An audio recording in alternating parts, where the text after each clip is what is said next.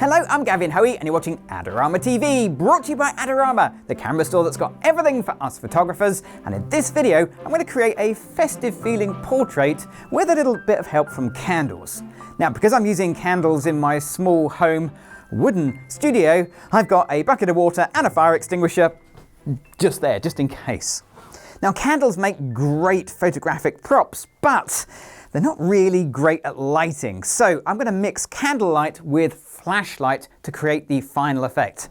The look I'm trying to achieve here isn't an exact copy of candlelight, more of a stylized interpretation of candlelight. So for now, let's get some more candles set up, let's get a model in, let's get shooting.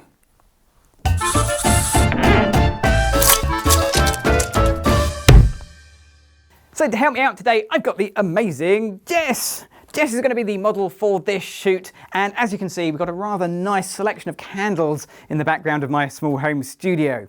Now, to make this interesting, we need to do a few things, but before we get there, let's just try with the ambient light and see what results we get. So Jess, if you'd like to stand in the center.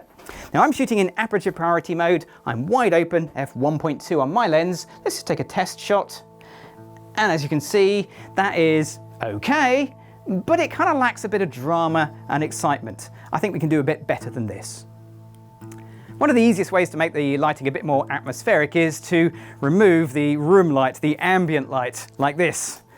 So that immediately makes things a lot more dramatic because we're in a fairly dark room and now the brightest thing in here are all of these candles.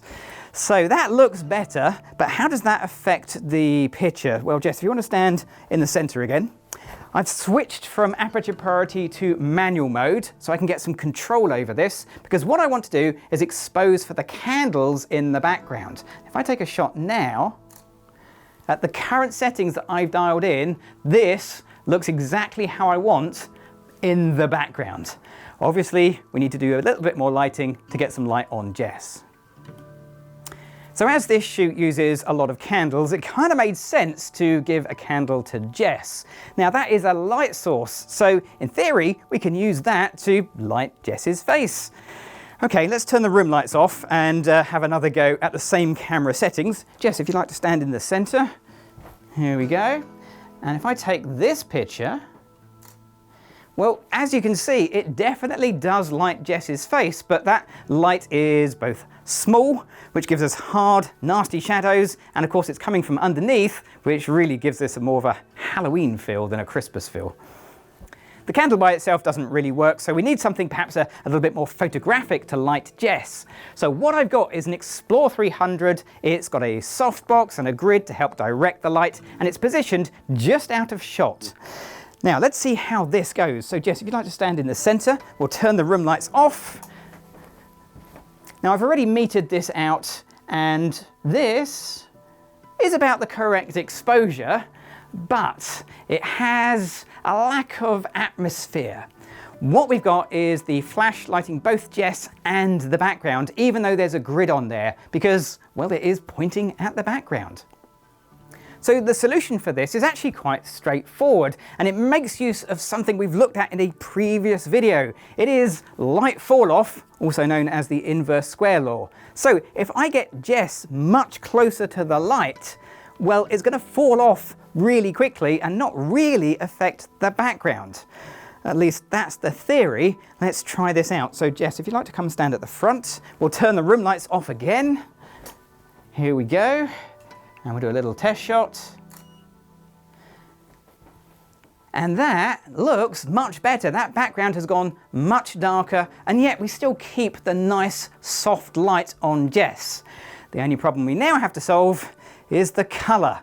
The solution to the color issue is actually already in my softbox. I've added in a colored gel, and the idea with that is it should match the light from the flash to roughly the same color from the light from the candles. Well, that's the idea. Let's take a few shots like this and see how it looks. Here we go, Jess. And there we are, that's basically the lighting completed. And I know what you're thinking, well, what about the large softbox and light stand on the right-hand side? Well, don't worry, I'm going to deal with those in a little bit, but for now, let's just take some shots.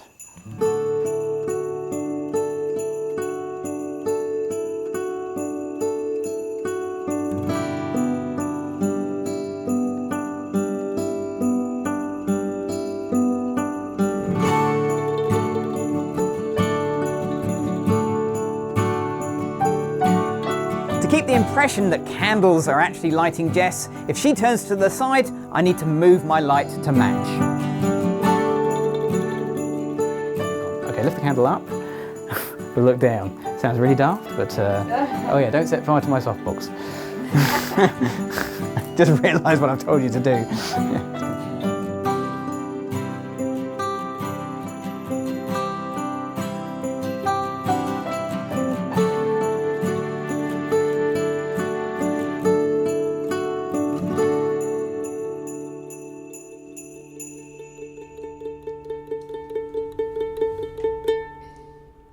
Earlier I said that the light stand and the softbox were in the shot and I'll deal with that later. Well, now's the time. I'm actually going to take one more picture of the light stand in this position because this is where Jess was stood throughout the shoot. I'm going to turn the room lights off and use exactly the same camera settings. Let's get these pictures into Photoshop. So here it is, my picture of a C-stand against a festive background. Yeah, I know, not very exciting, but trust me, this picture is going to make the post-processing on all of the other pictures really quick and simple.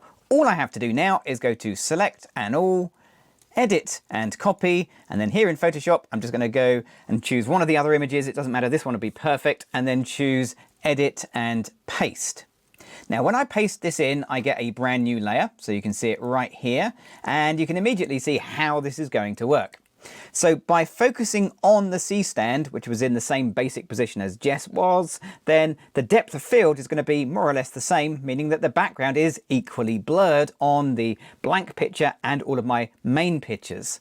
And because I was using a tripod throughout, everything lines up perfectly too. All I have to do is go to Layer, Layer Mask, and Hide All, and then I can get a paintbrush, make sure that my foreground colour is white because my mask colour should be black, and then just paint away. And I can literally paint away the light stand and the softbox. And it's gone, as easy and as quick as that. Well, this was a really simple technique, but the effect was absolutely fantastic. Now, if you've enjoyed this video or you've got any questions, leave me a comment below. Don't forget to click on the bell icon. That's really important because then you'll get notifications of all the brand new videos right here on Adorama TV, and we have new videos coming out, well, pretty much every single day. And of course, most importantly, click on that subscribe button. I'm Gavin Hoey. Thanks for watching.